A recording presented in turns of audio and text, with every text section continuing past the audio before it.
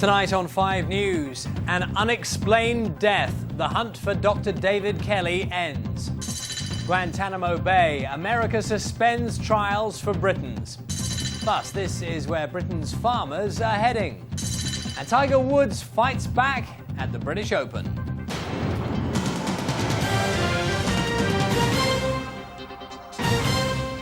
Good evening. Police hunting for biological warfare expert Dr. David Kelly say they found a body that matches his description.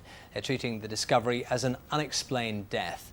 Dr. Kelly had been a pawn in a political row between the government and the BBC over the dossiers, justifying the war in Iraq. He was reported missing late last night. His family say he'd been angry and very stressed over the past week. This morning, a body was found 5 miles from his home near Abingdon. 5's reporter Keith Doyle is there for us now. Keith, what can you tell us about what police have said about this discovery? Well, Charlie, it was yesterday afternoon when Dr. Kelly told his family he was going for a walk at the popular beauty spot, which is just down the bridleway behind me. But when he hadn't returned late last night, his family contacted the police, and after a search this morning, they uncovered a body in the woods just down this bridle path.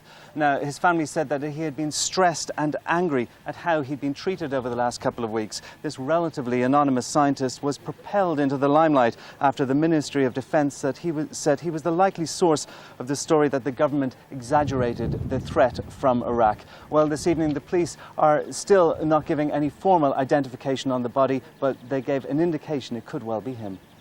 The formal identification of the body that we found in Harradine Hill will not take place until tomorrow. But what I can say is that the description of the man found there matches the description of Dr. David Kelly. And clearly at this very difficult time, our condolences must go out to his family, friends and work colleagues. Thames Valley Police is currently treating this incident as an unexplained death whilst we await the results of the post-mortem, and while forensic examinations continue at the scene in Harradine Hill. Keith, what sort of person was Dr. Kelly, and can you tell us, have we heard anything from his friends and family so far? Well, he was a highly regarded scientist. He had a wife and 3 grown-up children and lived a relatively quiet life. He was a teetotaler and a member of the local cribbage club, but he was deeply unsettled about being thrust into the limelight over the last couple of weeks. His wife said this afternoon he was very stressed. It was a world he didn't want to live in. So now really questions have to be asked about the pressures put on this very ordinary civil servant who found himself caught in the middle of a global row. Keith, thank you for that. So, what do we know about Dr. David Kelly? Here's 5 facts. David Kelly was a microbiologist, originally an expert in fertilizers. He became involved in biological warfare in 1984 when he joined the top-secret chemical defense labs at Porton Down. His involvement with Iraq began in the 1990s. He spent 7 years as an UNSCOM inspector, making 36 trips to Iraq. David Kelly had faced the Foreign Affairs Select Committee before. He gave evidence to them last September about the threat of terrorism. The row over his last appearance centred on what he told a BBC reporter. But in his role as an MOD consultant, part of his job was to brief journalists. The Ministry of Defence says it will hold an independent judicial inquiry into the circumstances leading up to Dr. Kelly's death when his body is formally identified.